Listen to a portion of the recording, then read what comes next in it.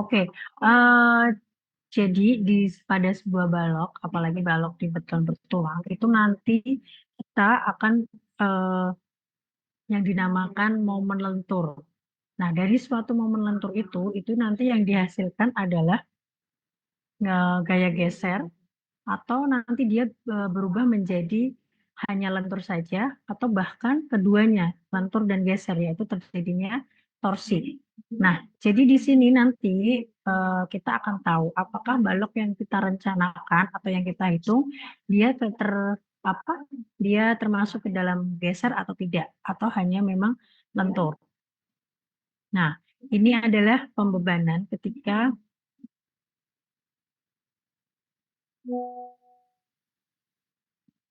Nah, ini adalah sebuah gambar yang dinamakan dengan momen lentur.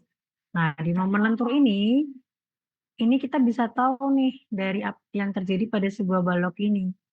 Nah, jadi kalau crack-nya atau retakannya ini menjalar ke atas hanya lurus kayak gini saja, berarti ini hanya mengalami momen lentur atau gaya lentur saja. Jadi baloknya itu dan tulangan yang digunakannya itu berarti harus diperkuat lagi di bagian lenturnya atau mungkin dengan penambahan dimensi atau mungkin dengan jumlah tulangannya. Jadi cara penanganannya seperti itu. Tapi dari secara eh, kejadiannya atau kita bisa lihat dia tidak mengalami gaya geser.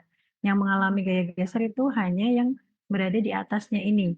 Jadi dia tidak hanya mengalami retakan menjalar, tapi dia retakannya ke samping. Nah, retakan ke samping inilah yang dinamakan dengan gaya geser. Berarti dia perlu atau butuh tulangan tambahan untuk menompang atau mengaku dari gaya gesernya ini. Nah, jadi misalkan di sini ada sebuah penampang balok, kemudian diberikan beban merata. Nah, nanti momennya yang akan terjadi dan di sini ini seperti ini kalau dia kalian udah belajar statika berarti kalian sudah tahu kalau misalkan yang diberikan bebanannya adalah beban merata, momennya seperti apa, lintangnya seperti apa. Nah, kemudian ini yang akan terjadi. Jadi harusnya dia mungkin harus melalui lanjutannya seperti ini, tetapi pada kenyataannya ketika diuji dengan momen lentur ini kita bisa tahu nih, kita bisa tahu bagaimana eh, perilaku dari balok tersebut. Jadi kalau memang ini sudah cek hasilnya seperti yang di sini yang di bawah ini nggak masalah, berarti dia aman terhadap gaya gesernya. Tapi kalau yang ini berarti dia nanti akan atau perlu perombakan lagi atau redesign lagi terhadap gaya gesernya. Oke, kemudian, nah ini adalah mekanisme tahanan gesernya. Jadi misalkan ada di sini sebuah balok, nah kemudian ini adanya terjadi retakan, jadi retakannya kalau ke samping sini berarti dia sudah terlihat ini gaya geser. Nah ini terjadi karena dari tegangan tarik utamanya. Jadi ketika ada sebuah balok diberikan dengan diuji kuat lentur, itu biasanya itu bisa terlihat yang pertama itu adalah crack-nya atau retakannya itu hanya awalan saja. Maksudnya hanya awalan saja itu, nah hanya garis-garis tipis saja. Kemudian bertambah dengan pembebanan, itu akan semakin lebar, atau bahkan nanti ketika tulangannya pun nanti belum putus, itu retakannya akan semakin lebar. Nah, biasanya gesernya terjadi di mana? Biasanya nanti kalau retakan yang muncul ini ada yang retakannya ke samping, tapi itu belum tentu menandakan dia perlu tulangan geser, bukan. Itu hanya kadang hanya retakan saja, retakan tipis, nggak yang sampai seperti retakan menjala lurus, seperti lentur itu. Nah, itu masih aman. Tapi kalau dia biasanya ciri-cirinya itu retakan gesernya itu halus, tapi dengan penambahan beban, dia semakin lebar, atau bahkan sampai hampir pada pembebanan maksimal pada pembebanan maksimal, dia mengalami baru retakan geser. Nah, itu juga bisa. Atau mungkin retakan geser itu sampai membuat tulangan yang ada di dalamnya itu adalah patah. Jadi biasanya pada buat uji momen lentur itu sampai tulangannya itu benar-benar putus sampai yang seperti itu. Nah, itu berarti dia sudah pada titik atau tulangan yang ditambahkan harus tulangan geser.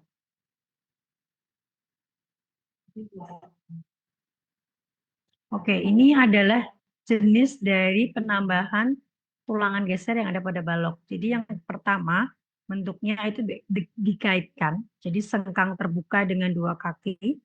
Kemudian ada sengkang tertutup dengan 3 kaki. Jadi sengkang pertama itu mengkait satu putaran, kemudian ditambahkan kaitan yang ada di tengah. Kemudian ada ini yang dinamakan gabungan sengkang vertikal dan tulangan miril. Jadi dia adalah garis lurus, kemudian bengkok. Nah, ini juga lumayan efektif. Jadi yang kalau di sini dia kalau ini kan dia berarti bagian atasnya nih yang terlihat seperti ini. Kalau ini adalah bagian sampingnya, badannya. Itu yang akan dipasangin dengan tambahan sengkangnya. Kemudian kalau ini dia spiral. Bisa juga kalau kita memang buat yang balok, kemudian dia dibuat tambahan lagi sengkangnya secara spiral. Itu bisa. Nah, itu adalah bentuk dari tulangan geser. Kemudian bagaimana perilaku balok kalau tanpa tulangan geser? Yang pertama, pasti dia akan mengalami retak lentur. Nah, kalau balok itu tidak mengalami geser, berarti dia pasti sudah mengalami retak lentur. Kemudian ada dia retak geser lentur. Jadi kalau dia hanya retak geser lentur, yang terjadi pada bagian balok yang sebelumnya telah terjadi keretakan lentur, kemudian dia tadi ada retak gesernya, nah itu berarti dia ada 2 kali, yaitu retak geser lentur, tapi dia masih aman. Kemudian ada juga retak geser badan atau retak tarik diagonal yang terjadi pada daerah garis netral, penampang di mana gaya geser maksimum dan tegangan aksialnya sangat kecil. Oke, bagaimana keruntuhan dari geser? Keruntuhan gesernya itu kita bisa lihat apakah dia termasuk ke dalam balok tinggi dengan rasio, jadi kita bisa melihat rasionya A per D kurang dari setengah, atau dia termasuk ke dalam balok dengan 2,5 kurang dari A per D kurang dari 6, atau dia termasuk ke dalam balok pendek, kalau dia balok pendek dengan 1 kurang dari A per D kurang dari 2,5, atau dia balok panjang dengan rasio A per D lebih dari 6. Nah, ini kita bisa membedakannya dari apakah dia termasuk dalam balok tinggi atau balok panjang atau bahkan balok pendek. Nah, ini jenis keretakan pada baloknya. Jadi ini yang dinamakannya dia ini retak geser lentur. Oke, saya perbesar.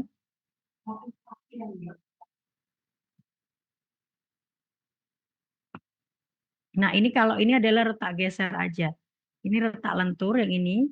Kemudian yang ini adalah, jadi ini adalah retak lentur. Ini adalah retak lentur. Kemudian ini adalah yang dinamakan retak geser.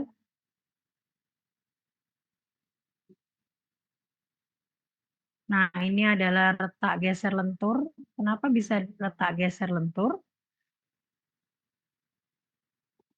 Nah, ini jadi dia kalau dia biasanya berada di ujung sama hampir ke ujung, itu dia langsung ke retak geser. Tapi dia kalau hampir mendekati garis netral tengah, nah ini dia bisa juga dimasukkan dengan retak geser lentur atau mungkin bahkan langsung masuk ke retak lentur karena hampir bentuknya itu hampir sama. Nah, kemudian ini adalah retak tank diagonal. Kemudian di sini juga retak lentur. Nah, biasanya berawal dari seperti ini. Kalau ini retak gesernya ini biasa seperti ini bisa juga disebut dengan retak geser atau bahkan kalau dia sampai ininya tuh hancur, patah atau maksudnya retaknya udah beberapa senti. Nah, itu juga gesernya berarti adalah parah.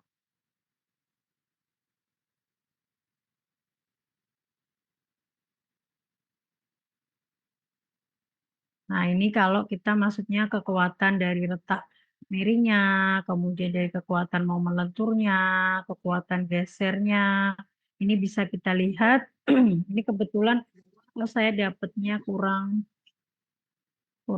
kelihatan.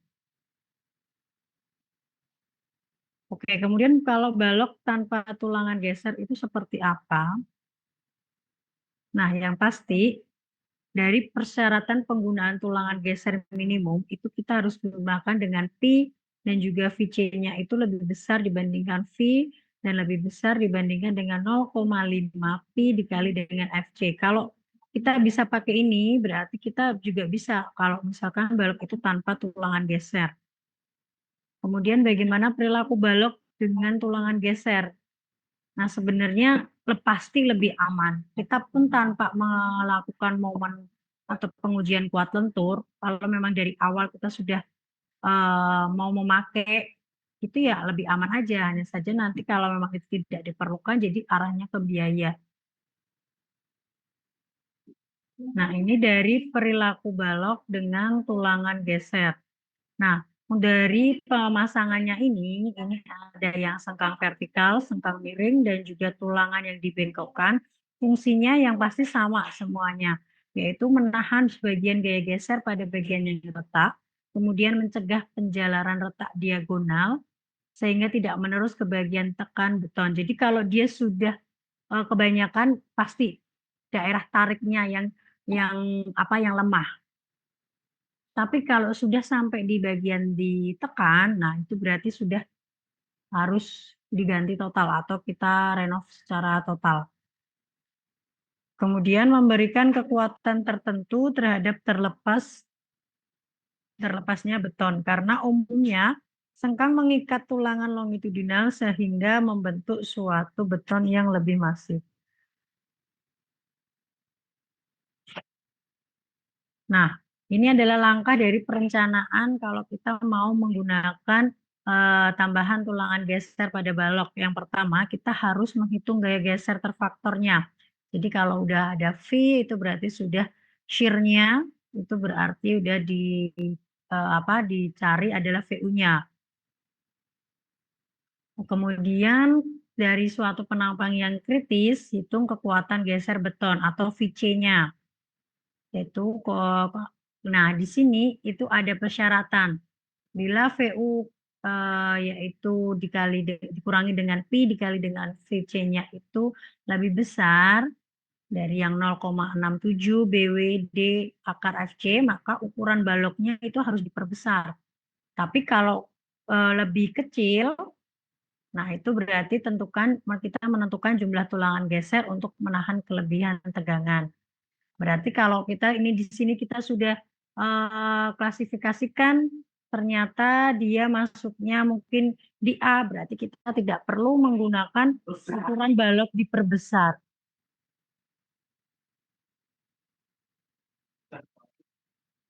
Kemudian bila V ultimate-nya itu lebih besar, yang jelas itu dia lebih besar daripada 0,5 dikali dengan P dikali dengan FC, maka dia harus menggunakan tulangan geser minimum. Di mana V ultimate-nya adalah P dikali dengan Vn-nya. Selamat siang. Good evening. Kemudian untuk harga VC-nya dihitung berdasarkan kondisi sebagai berikut. Jadi ini ada kombinasi kalau misalkan kita mau dengan kombinasi geser, up dan lentur, berarti kita pakainya ini rumusnya. Tapi kalau kita mau menghitung terhadap geser dan aksial tekan, maka dia pakainya yang ini VC sama dengan 1 plus NY dibagi dengan 14 AG. Kemudian kalau kita mau menghitung terhadap geser dan juga aksial tariknya juga berbeda lagi. Jadi kita harus tentukan kita mau membuat menghitung dari kombinasi geser dan lentur. Nah, kemudian dari situ kita juga bisa melihat kalau misalkan VO-nya atau V ultimate-nya itu kurang dari P dikali dengan FC, maka kita sudah tidak perlu menghitung tulangan gesernya, hanya kita menghitung tulangan geser praktisnya saja, atau seperti tulangan praktis. Tapi kalau misalkan dia itu di antara 0,5 P VC Nah, itu berarti kita menggunakan tulangan geser minimum. Tapi kalau V ultimate-nya itu lebih besar, berarti dia diperlukan tulangan geser dengan gaya yang harus ditahan oleh sengkang. Kita mencari dengan perhitungan sebagai berikut. Fs sama dengan Vn dikurangi Vc. Nah, itu nanti bisa dilihat sendiri. Kemudian ini kita juga harus perhatikan jaraknya, jarak maksimum tulangan geser. Jadi kita bisa melihat dari PS-nya ini tadi yang kita dapat, kemudian apakah dia kurang atau lebih besar, nah itu jarak maksimum yang harus kita gunakan. Oke, jadi di sini nanti banyak sekali syaratnya, kurang lebih kita harus tahu syaratnya seperti apa.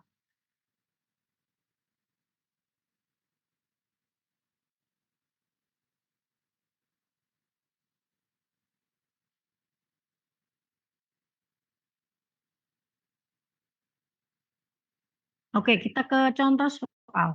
Jadi yang kemarin kalian dari balok tuh menghitung apa kebutuhan dari tulangan tunggal. Kalau memang tidak oke, berarti langsung lanjut ke tulangan rangkap. Nah, dari tulangan situ, dari perhitungan situ kita bisa buat atau kita bisa menghitung apakah dia membutuhkan tulangan geser atau tidak. Kemudian di sini diketahui dimensinya 300 kali 500, menggunakan beton mutunya adalah 22,5 MPa, dan baja tulangannya adalah 300 MPa.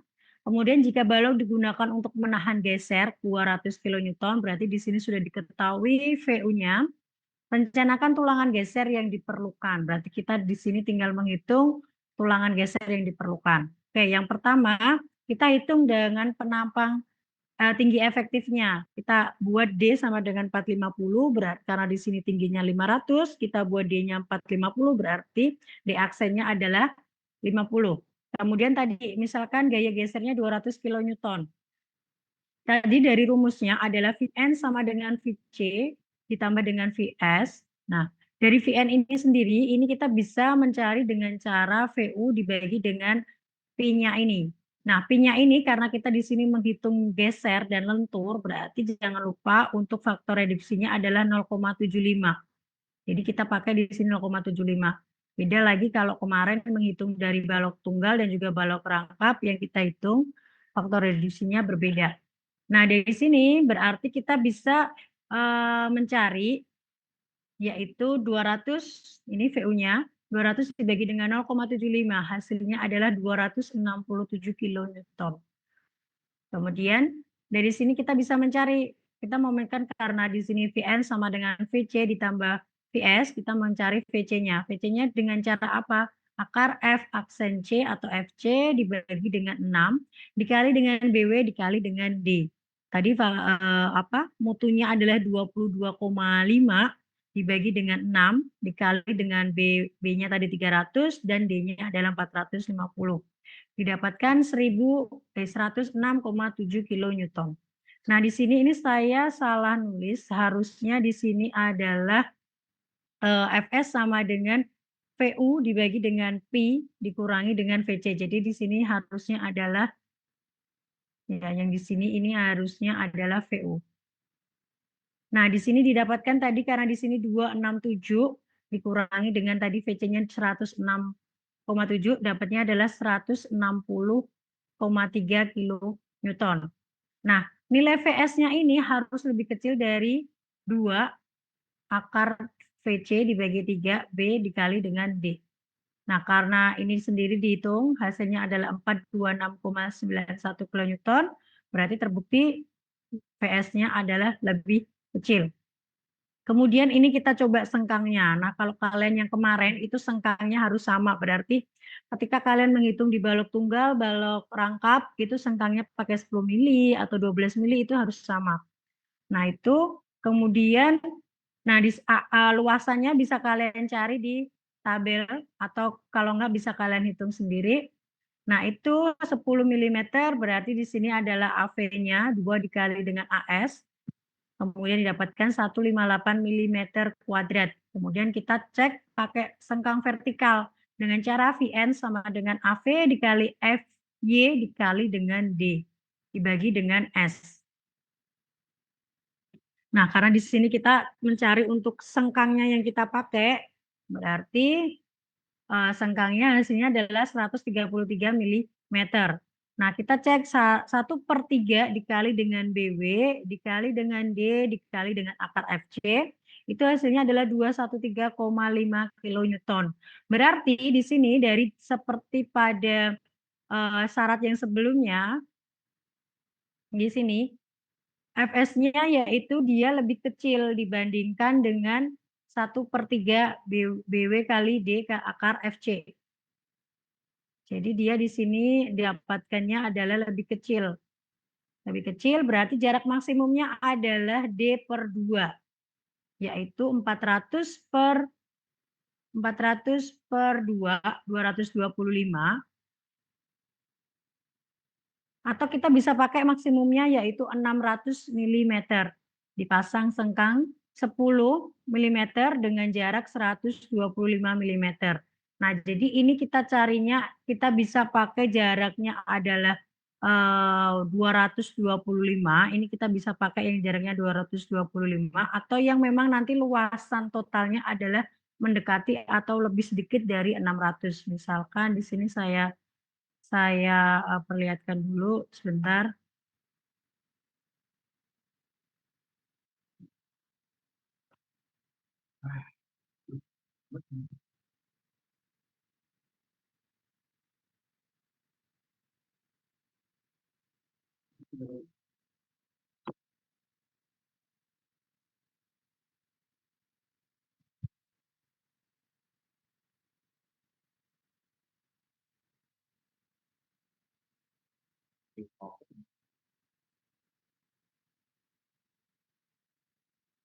Oke, ini yang kemarin yang tabel kolom sama balok yang saya share.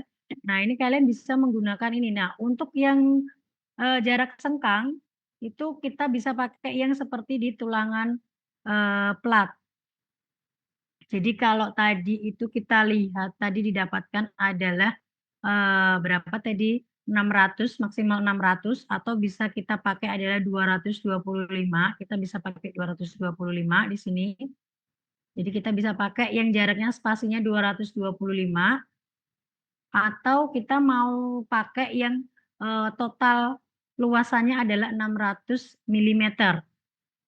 Nah, berarti di sini kalau 600 mm kurang lebih kita bisa pakai yang jaraknya 150 atau maksimal adalah 125. Ini yang sudah paling mentok. Jadi kita bisa sesuaikan apakah memang dia D-nya itu dibagi 2 atau memang dibagi 4. Jadi itu nanti bisa menyesuaikan. Nah, itu adalah dari kita cek gambaran dari ulangan gesernya itu kalau diperlukan, tapi kalau memang tidak diperlukan ya berarti kita nggak perlu ada tambahan lagi dari sengkang. Oke, mungkin untuk kuat geser ada yang mau ditanyakan?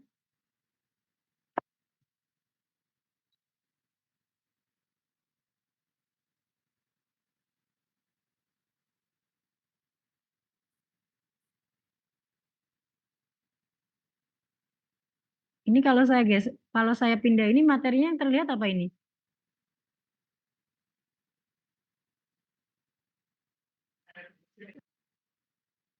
Ini yang Masih terlihat, kuat geser balok, Bu. iya. Kalau saya geser ini berubah jadi itu tulangan Jadi balok kolom. iya jadi tulangan pelat. Oh ya udah. Oke, berarti saya nggak perlu stop step. Oke, kalau memang tidak ada, berarti saya lanjut ke torsi. Sebenarnya bisa kalian dari lihat di modul. Jadi modul yang ini, nah ini bisa kalian lihat. Ini lumayan lengkap. Nah, ini kalau misalkan untuk yang torsinya. Jadi torsi ini ada yang membutuhkan dan ada yang tidak, tergantung dari kebutuhan masing-masing. Apalagi kalian untuk yang 3 lantai itu kadang perlu tidaknya harus dicek lagi. Tapi kalau udah di atas 5 lantai itu biasanya harus atau membutuhkan pemasangan untuk tulangan torsi. Oke, saya bukakan yang ini saja.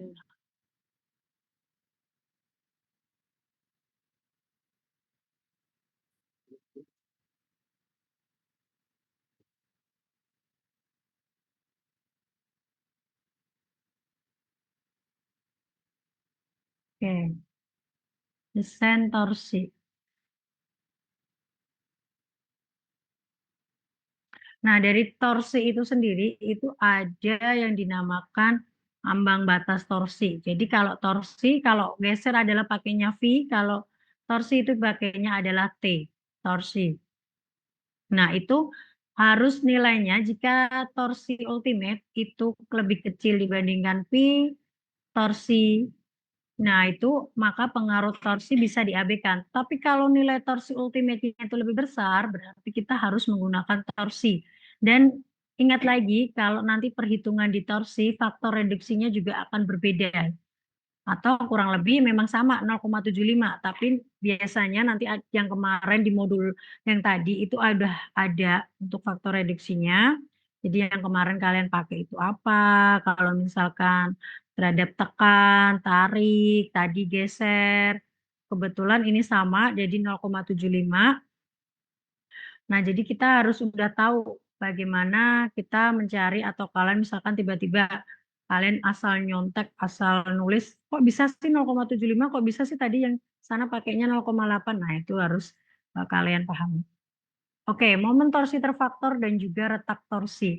Nah, pada struktur yang memungkinkan terjadinya retribusi gaya dengan adanya keretakan, torsi maksimum boleh direduksi menjadi nilai berikut. Yang pertama, pada komponen struktur non-prategang, penampang yang berada kurang dari jarak D dari muka tumpuan harus didesain tidak kurang dari torsi ultimate-nya. Jadi ini tidak boleh direduksi karena retribusi momen tidak memungkinkan. Jadi bentuknya ini harus sesuai. Misalkan ini torsi didesain untuk balok keliling atau splendid. Ini boleh direduksi karena retribusi momennya memungkinkan. Jadi ini misalkan di sini mau kita kasih kolom lagi. Ini memang nanti terlihat kuat, tapi nanti kita tidak tahu bagaimana torsinya atau puntiran dari baloknya itu nanti seperti apa. Karena nanti pasti akan berbeda. Dan kemungkinan tidak ada terjadinya torsi juga bisa. Kemudian pada komponen struktur prategang, penampang yang berada kurang dari jarak H dibagi dengan 2 dari muka tumpuan harus didesain tidak kurang dari torsi ultimate yang dihitung pada jarak H dibagi 2. Jika jarak terpusat terjadi dalam jarak yang sudah ada itu, maka penampang kritisnya itu didesain pada tumpuannya. Nah, dengan kita menghitung rumusnya sebagai berikut. Kemudian kalau misalkan komponennya juga non prategang lagi, bisa yang diketahui atau yang terkena torsi itu hanya di bagian gaya tarik atau tekan aksial saja. Nah, ini sebagai syaratnya akar dari FC aksennya itu tidak boleh melebihi dari 8,3 MPa. Jadi kalau misalkan kita punya mutu dengan 30 MPa, kalau kita akarkan itu hasilnya tidak boleh kurang atau tidak boleh melebihi dari 8,3. Kemudian selanjutnya ada kekuatan momen torsi. Nah, di sini ada yang tergantung dari penampangnya, apakah penampangnya solid atau penampangnya berongga. Jadi kita bisa melihatnya sesuai dengan kebutuhan perencanaan kita.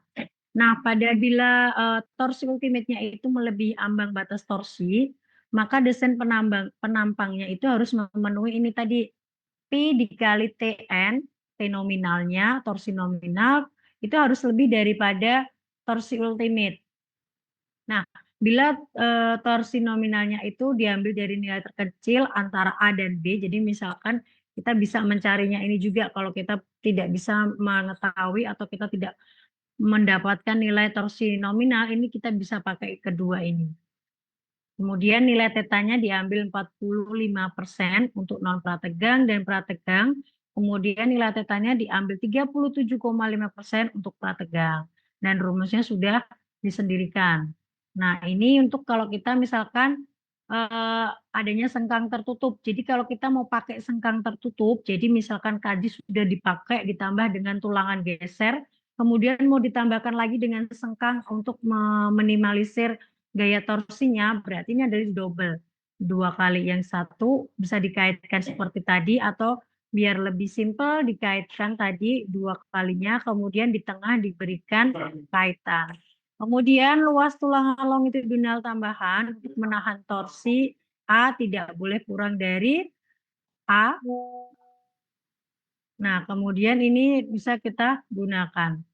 Nah, ini adalah detail tulangan torsi. Jadi yang planting itu biasanya sudah ada kaitnya, jadi kita sudah tahu.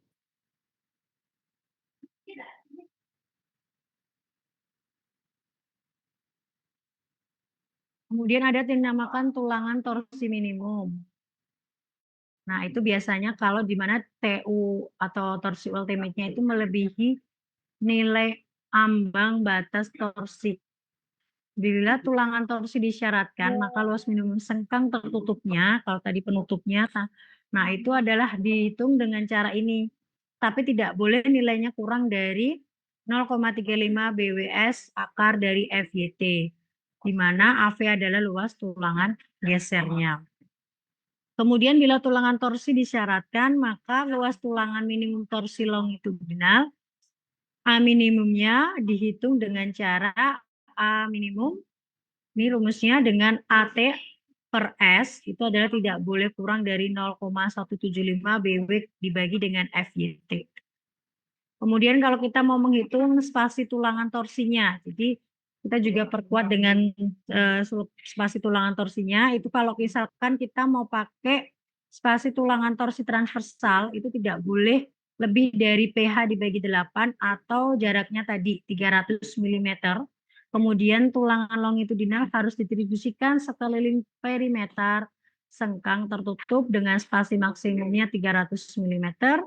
Kemudian batang tulangan longitudinal harus berada di dalam sengkang, paling sedikit satu tulangan longitudinal pada setiap sudut sengkang. Kemudian batang tulangan longitudinal harus mempunyai diameter lebih dari 0,042 dikali dengan spasi sengkang dan atau dia lebih dari 10 mm. Kemudian untuk tulangan torsi harus didesain dengan jarak yang paling sedikit dengan cara BT-nya ditambah dengan D. Jadi B ditambah dengan T-nya, itu jaraknya paling sedikit. Kemudian melebihi titik yang diperlukan dalam analisis. Nah itu tadi ini sudah harus B ditambah dengan D. Itu jarak paling sedikitnya.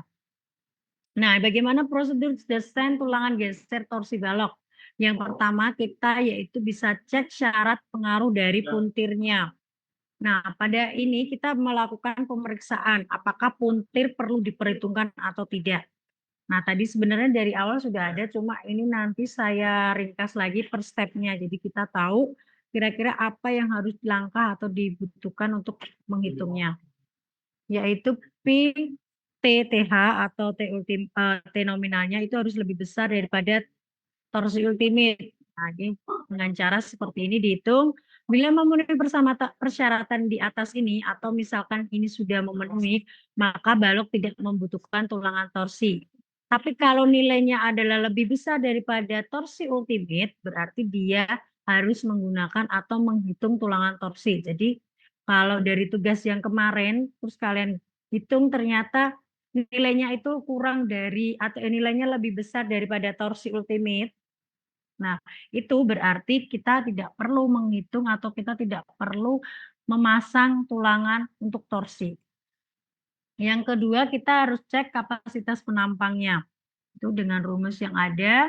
Nah, perhitungan tersebut dilakukan guna memastikan bahwa ukuran penampang balok yang kita gunakan itu sudah memenuhi persyaratan yang disyaratkan. Bila tidak memenuhi syarat, maka harus dilakukan perubahan ukuran dimensi penampang balok. Jadi misalkan kalian yang tadi yang pertama ternyata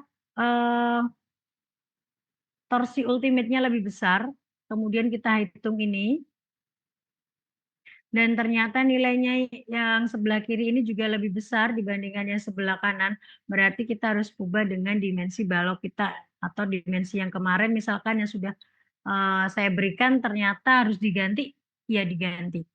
Kemudian yang ketiga yaitu kita menentukan nilai tulangan transversal akibat geser. Jadi ini bisa menggunakan yang tadi, kita bisa menggunakan dengan tulangan geser yang sudah kita hitung sebelumnya. Kemudian kita menentukan tulangan transversal akibat torsi. Nah, dengan cara AT sama dengan TU dikali S dibagi dengan P2A, kemudian dikali dengan FY dikali dengan tan theta. Selanjutnya kita menentukan tulangan longitudinal akibat torsi. Nah, itu jadi ada AT-nya, kemudian kita cek kapasitas kuat torsi minimum.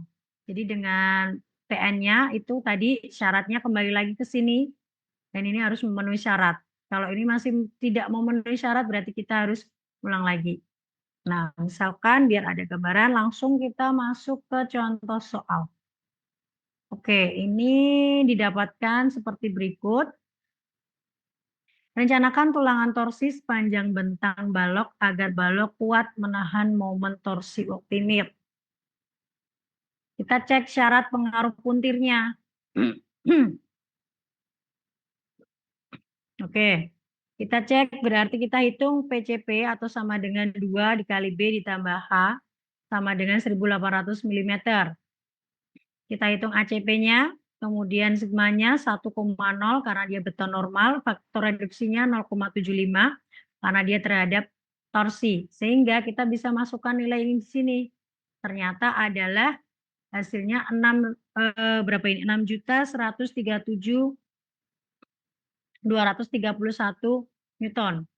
Dan dia itu lebih kecil dibandingkan 40 juta Newton milimeter karena sebelumnya di sini sudah diketahui torsi ultimate-nya adalah 40 juta Newton milimeter. Oke, berarti dia tidak memenuhi syarat. Dari hasil di atas dapat disimpulkan bahwa pengaruh torsi harus diperhitungkan dan balok membutuhkan tulangan torsi. Berarti kita lanjut ke perhitungan. Kemudian yang kedua kita cek kapasitas penampang. Nah, ini kita bisa menghitungnya dengan cara kita menghitung VC-nya dulu, kemudian kita menghitung A-nya, kemudian kita menghitung PH-nya. Nah, jadi sini sudah saya berikan di sini AOH-nya adalah luasan B0 dikali dengan H0 dipanjang kali lebar. Kemudian di sini juga ada PH didapatkan 1480. Kemudian VO sama dengan diambil nilai terbesar yaitu pada muka tumpuan 308.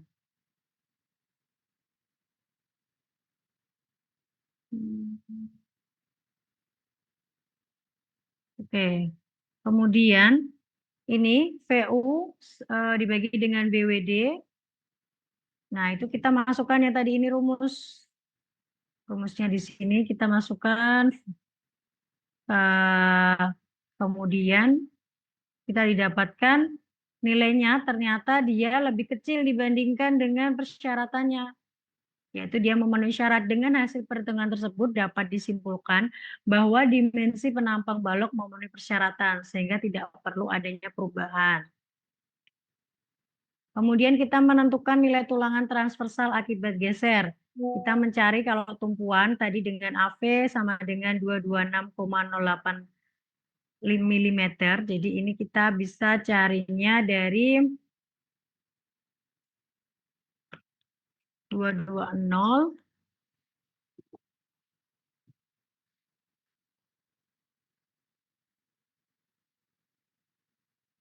ya sebentar.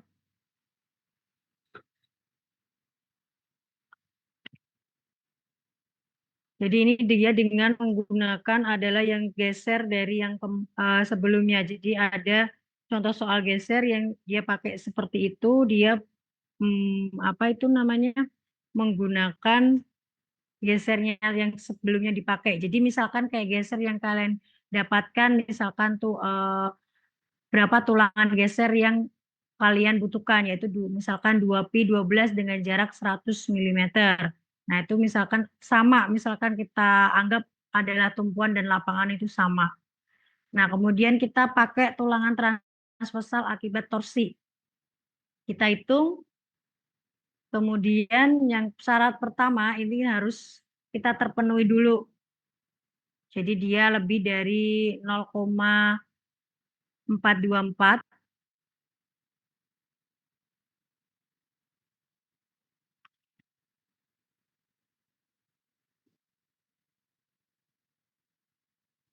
Kemudian yang syarat kedua itu juga harus lebih besar dan ternyata keduanya adalah memenuhi syarat. Kemudian berarti kita menghitung selanjutnya yaitu untuk tumpuannya. Nah, diperoleh di situ adalah tulangan transversal akibat pengaruh torsi yaitu 454,704.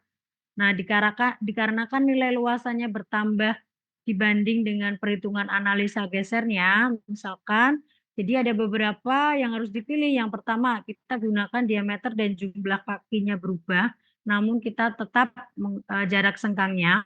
Atau misalkan jarak sengkangnya yang kita ubah, namun diameter dan jumlah kakinya tetap. Oke, kita pilih misalkan yang pertama yaitu diameter dan jumlah kakinya berubah namun jarak sengkangnya tetap. Kita misalkan kita pakai 3 kaki, kemudian atau 3, kemudian kita menghitung D-nya. Nah, ternyata jaraknya adalah 14, berarti kita diperoleh jarak sengkangnya yaitu 3pi14 dengan jarak 100 mm. Karena tadi sebelumnya kan dipakainya adalah 2pi12 100 mm. Berarti jumlah tulangannya kita rubah menjadi 3, tetapi kita perbesar juga untuk diameternya, tapi jarak sengkangnya sama. Oke, kemudian pada tulangan lapangan, itu luasan sengkang atau hasil dari analisis gesernya antara tumpuan dan juga lapangannya itu sama. Jadi yang membedakan yaitu AV-nya saja kita buat, kita dapat itu adalah 454,704. Jadi kita buat sama, kemudian kita juga rubah karena tadi sebelumnya kan sama, jadi kita ubah karena tadi pada bagian tumpuan, bagian lapangan ini akan dipilih skenario yaitu yang kedua, jarak sengkang akan sama sesuai perhitungan geser, namun diameter dan jumlah kaki yang menyesuaikan dengan luasan yang baru. Jadi misalkan di sini 14, kemudian diperoleh misalkan kita jarak sengkangnya yang berubah. Nah, yang kelima itu kita menentukan tulangan longitudinal akibat torsi. Nah, kita hitung di mana A0-nya itu adalah 0,85 A0H. Tinggal kita kalikan saja, kemudian didapatkan AL-nya adalah 1014,517. Nah, dari situ kita bisa melihat atau kita cek dari persamaannya. Kemudian dikarenakan ada perubahan luasan tulangan transversal, maka luasan AT perlu dievaluasi. Tadi karena tadi kan kita rubah tuh menjadi 3pi14/100. Nah, itu kita rubah yaitu mendapatkan 461,58 sehingga untuk luasan minimumnya adalah 679,706. Kemudian yang kedua kita cari dengan persamaannya kedua. Jadi kita memang harus mencari dengan syarat 1, syarat 2. Oke, kemudian didapatkan dari dua persamaan di atas, maka diambil nilai yang terbesar untuk mewakili dari nilai AL minimum, sehingga yang didapatkan adalah yang terakhir 1531,076 mm². Dan selanjutnya dilakukan pemeriksaan terhadap nilai A total yang diperolehnya tadi, dan nilainya itu harus lebih besar dibandingkan dengan AL minimum. Nah, ternyata didapatkan di sini hasilnya adalah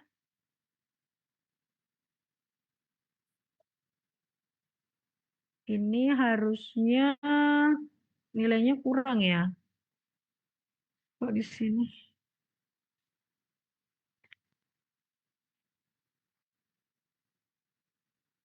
Nilai AL-nya tadi itu didapat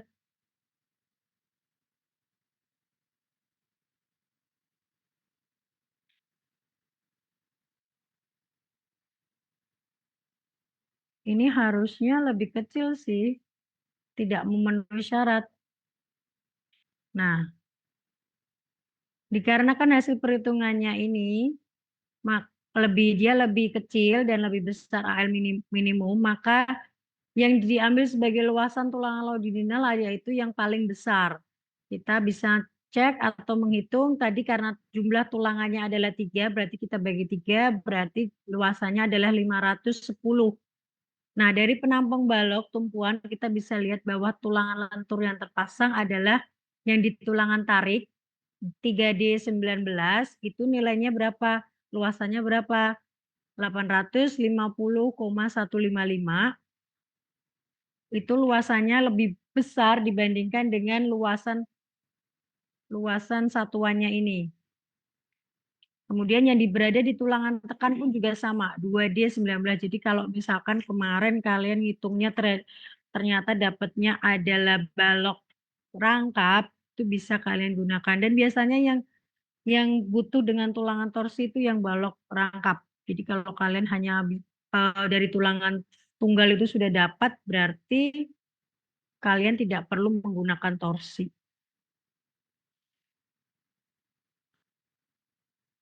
Sebentar.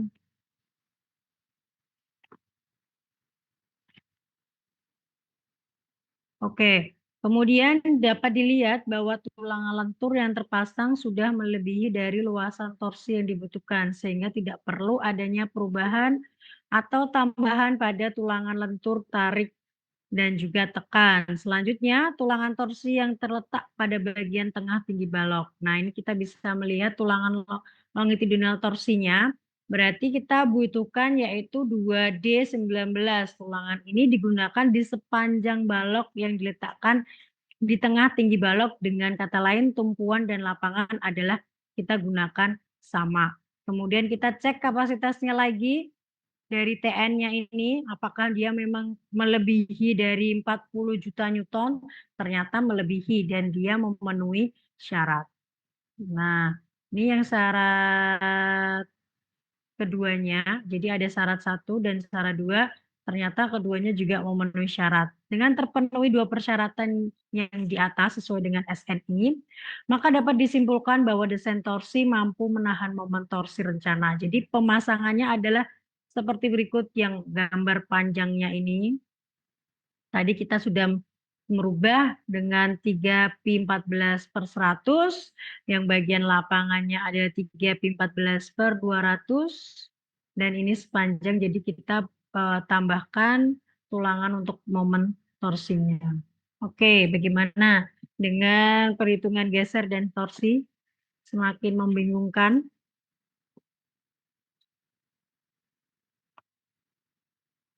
Gimana, semakin bingung atau bingung?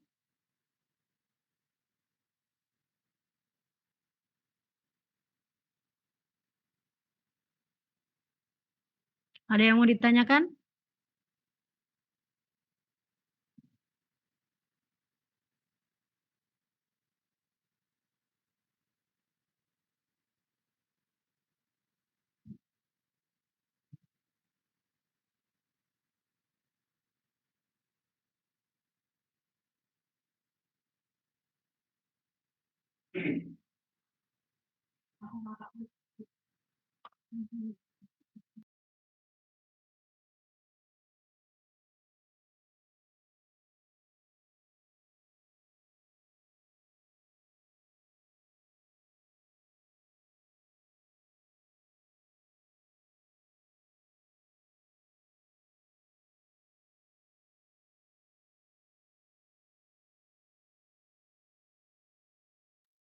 Oke, ada yang mau ditanyakan tidak? Kalau tidak ada, saya anggap kalian paham dan juga bingung.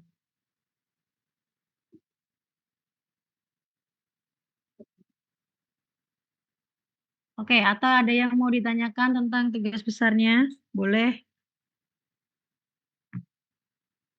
boleh di sini ditanyakan.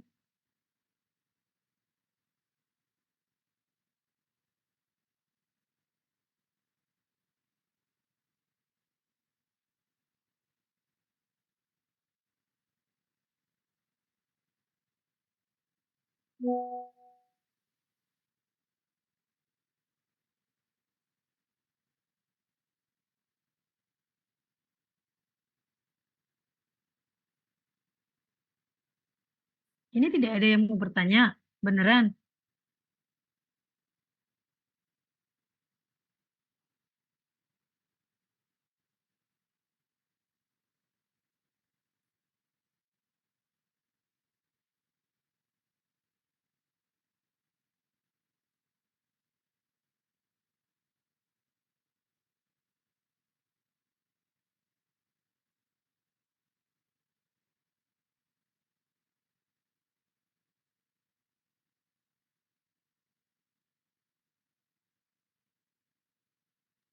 Ibu, Iya, Haikal.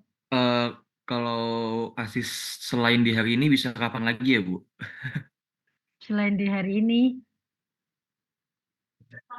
saya usahakan yang baru terlihat sih hari Jumat. Semoga hari Jumat tidak ada kendala. Jumat bisa offline, Bu? Bisa, insya Allah. Sementara, Oke. makanya sementara bisa. Saya baru rencana mau info kalau ada ASIS tuh hari Kamis. Maksudnya kalau memang saya benar-benar hari Jumat nanti bisa ASIS, nanti hari Kamis saya share ke Haikal. Oke, Ibu. Soalnya progres kelompok kami masih ngestak waktu yang ASIS sama Ibu yang dibalok, Bu. Nah, kenapa baloknya? Kemarin kan kita pakai balok yang polos dan itu kan tidak memenuhi ya, Bu, waktu itu ya. Mm-mm, Langsung lanjut yang eh, rangkap. iya rangkap. Nah, itu hitungannya kita masih banyak yang bingung, Bu, di Excel juga. Jadi mungkin nanti kita cross check ulang sebelum. Oh iya, oke oke, nggak apa-apa. Iya, Bu. Berarti sudah semuanya sudah tahu ya untuk bagaimana alurnya udah mulai pengerjaan ya. Sudah, Bu. Oke, mungkin kelompok yang lain ada kendala.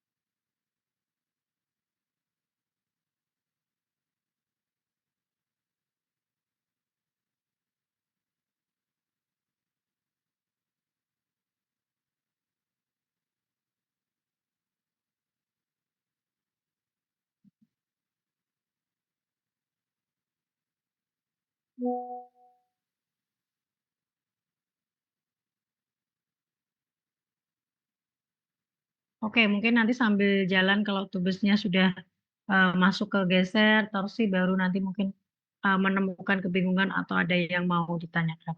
Oke, untuk hari ini cukup. Nanti kalau ada apa waktu untuk asistensi nanti saya info ke Haikal biar di-share ke teman-temannya. Oke, saya rasa cukup untuk materinya. Nanti bisa di-download di Google Classroom. Terima kasih untuk yang sudah join ini. Saya screenshot aja dari sini yang masuk. Oke, selamat siang. Assalamualaikum warahmatullahi wabarakatuh. Waalaikumsalam. Waalaikumsalam. Makasih, Bu. Iya, makasih Iya. semuanya. Saya izin live ya.